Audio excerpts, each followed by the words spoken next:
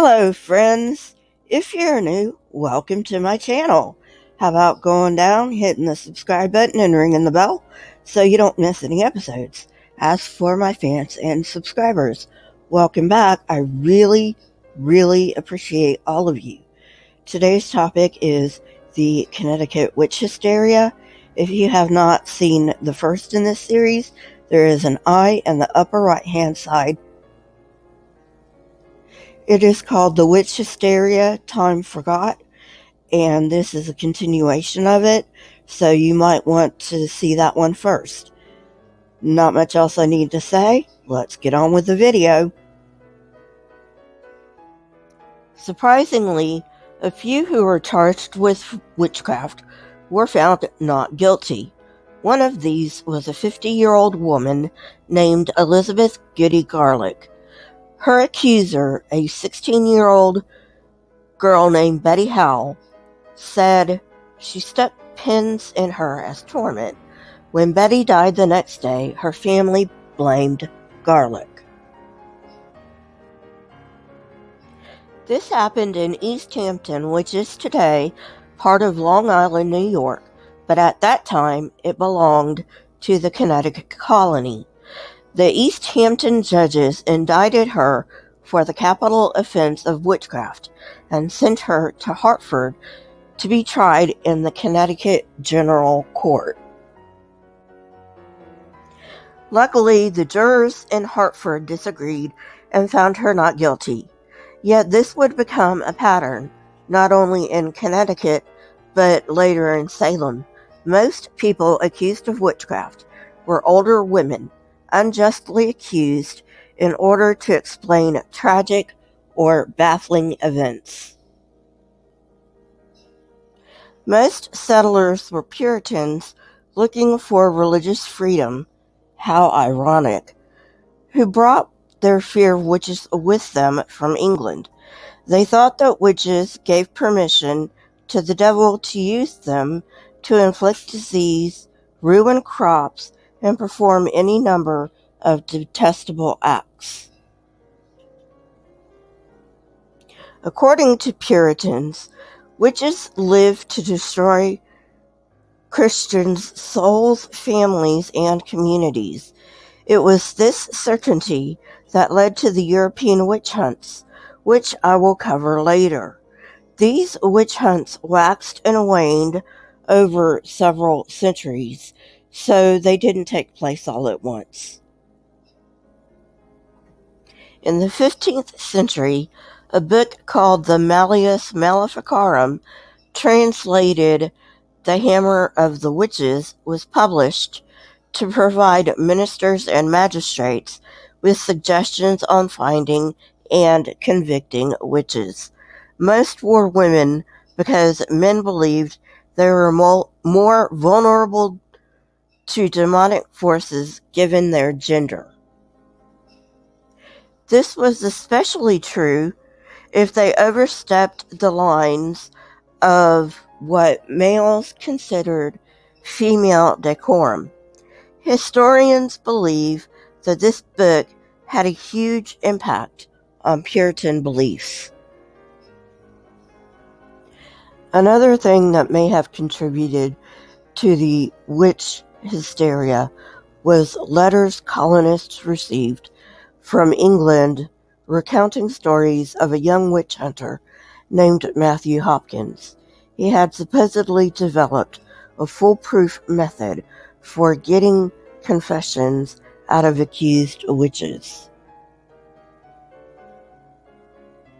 One such method was searching and waiting, which required the accused to sit in one position for 24 hours. If they were a witch, a devil's familiar would appear to feed on the witch's teat. Other techniques included sleep deprivation, a version of the water test that included tying the accused to a chair before throwing them in the water, and cutting the arm with a blunt knife, and if the accused did not bleed, they were a witch. These methods resulted in more people being hanged for witchcraft in a 3-year period in England than the previous 100 years combined. Hopkins published a book in 1647 entitled The Discovery of Witches, in which he described these techniques. Letters written from England described the deaths of these accused witches, and the discovery of witches made its way to Connecticut. Both the Massachusetts Bay Colony governor and founder of Connecticut, John Winthrop Sr., recorded in their journals in May 1648 how Massachusetts magistrates followed Hopkins's techniques to collect evidence against an accused witch named Margaret Jones. Within the 24-hour period of searching and waiting, the magistrates supposedly saw an imp appear to feed on her witch's teat. Unfortunately, Jones became the first woman in Massachusetts to be executed for witchcraft in June 1648. The clergy did nothing but fan the flames of hysteria. Every week from the pulpit, ministers warned that even the righteous risked falling into temptation, and those who did were doomed. Cotton Mather encouraged the judges in the Salem witchcraft trials to accept spectral evidence at trial. This type of evidence consisted of claims that the invisible spirits of accused witches visited and tormented the alleged victim.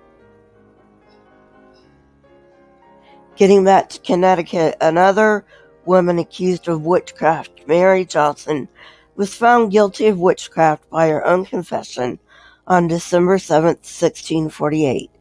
Curiously, earlier that same day, judges dismissed the case of Catherine Palmer due to lack of evidence. She was, however, warned and fined because of unruly behavior. Mary had been a house servant that had been arrested and whipped 2 years earlier for stealing. It should be noted that Reverend Samuel Stone visited her in prison and encouraged her to confess, which she did, but we do not know how this confession was obtained.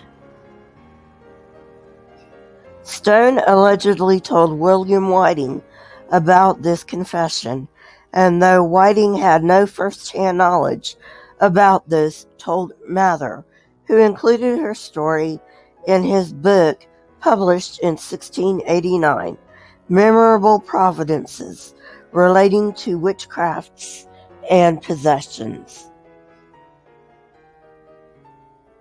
According to this book, Mary first became acquainted with the devil through discontent, after which the devil rendered her many services.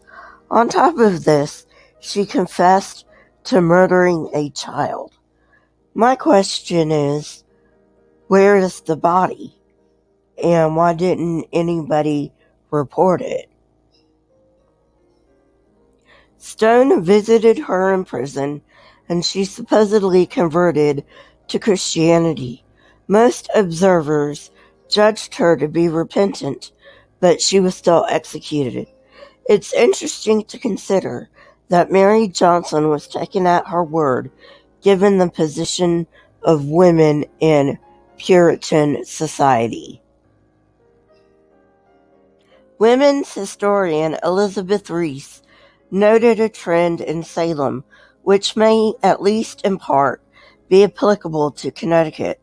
Whether or not a person chose to confess to witchcraft parallels the ways in which they confessed generally to other sins.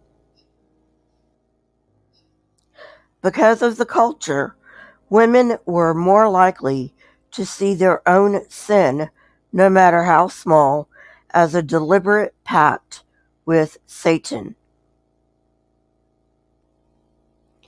In confessions, women tended to confess in more general terms, admitting to things like quote-unquote vile natures, whereas men focused more on specific actions like drinking. Because of the culture, women were more convinced of their sinful nature, more willing to accept that they may have unwittingly made a pact with the devil. Although we don't know the details of Mary's confession because we have not found a document containing the confession that has survived, we know enough to draw general conclusions. She confessed to uncleanness, sex, so maybe she was confessing to termination of a pregnancy.